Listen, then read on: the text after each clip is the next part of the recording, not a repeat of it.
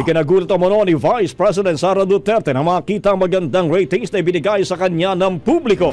Ayon kay Duterte, dahil sa sobrang daming lumabas na paninira laban sa kanya, nakakagulat na tumaas pa ang kanyang nakuhang approval and trust ratings.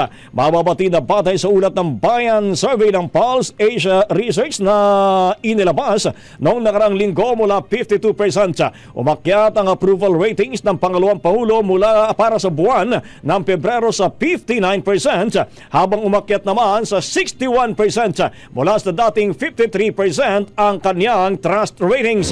Samantala, sinabi ni VP Sara na tila hindi naiintindihan ng kanyang mga katunggali na ang mga bilang ng supporters ay hindi mapupunta kay Speaker Martin Romualdez kahit na hindi ito mapagdesisyonang tumakbo sa pagka-presidente sa 2028. Mababati na na-impeach si Duterte sa Kamara noong February 5 ang nakadagda nitong maharap sa impeachment trial ng Senado sa Hulyo.